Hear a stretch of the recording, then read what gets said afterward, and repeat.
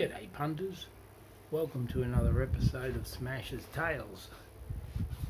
Well, I've got a bit of a scary one for you guys today. Going back about 20 or more years, I was living up North Queensland in Cairns, and I was working for a security company, and where we had our office, we had a boxing gym upstairs. So the guy I worked for used to manage and promote fights and do big fight nights and things like that, kickboxing, boxing, various types of martial arts. Anyway, we were doing some reports one night, and some girls came by and they had left some jewellery up. They'd been training in the gym that day and they left some jewellery behind. So they come up and they said, did they leave a earring or whatever it was? So I run up and found it for them. But as I run up to go into the gym, I punched the bag, as you do. As I walk by, just give it a bit of a rattle, and I heard this moaning kind of, a groaning kind of a sound, like I'd disturbed someone. My first thought was, the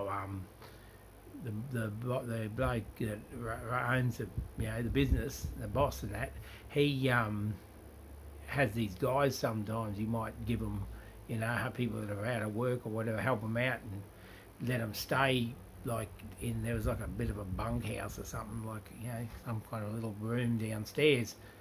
And I'm thinking, it's one of them guys. He must be asleep. There must be a room.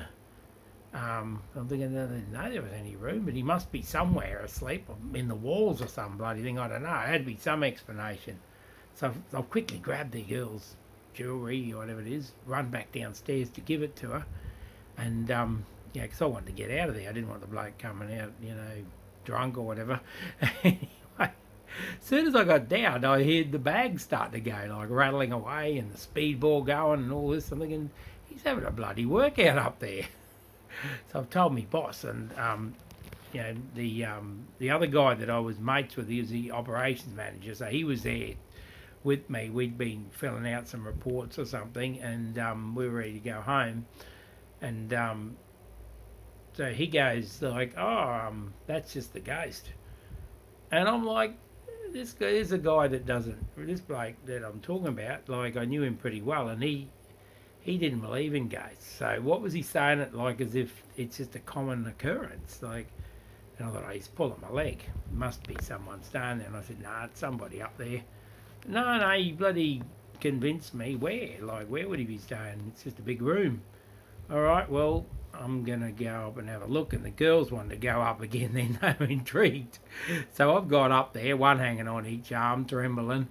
And we've gone up expecting to see this ghost. But as soon as we went in there, the bag stopped, everything stopped moving. And, we just looked around, couldn't see a thing. Went back down and went down on one. As time goes on, I guess you think, there must have been some explanation. Somebody must have been in there. But anyway, that night I remember telling people about it, and they were looking at me like I'm a bloody lunatic, because you just feel you got to tell someone. And as for, my mate who was, one of the bosses, he said, just one of those things, he must have been a bloke that liked gyms and he's hanging around the boxing gym, his spirit. But then I said, but you don't believe they got that? He says, I don't, but what else could it be? Yeah, so there you go. I hope I told that in a way that's easy to kind of digest it a bit, because I find it hard to talk about this sort of thing because I don't really believe in it. But the thing is, this is what happened and it's what I saw, and, told another way, it's actually quite a good story. Anyway, guys, thanks for following, mate. Hit subscribe, whatever you're meant to do with this. I'm still working it out as I go along. All right, great to talk to you guys. Catch up soon. Bye for now.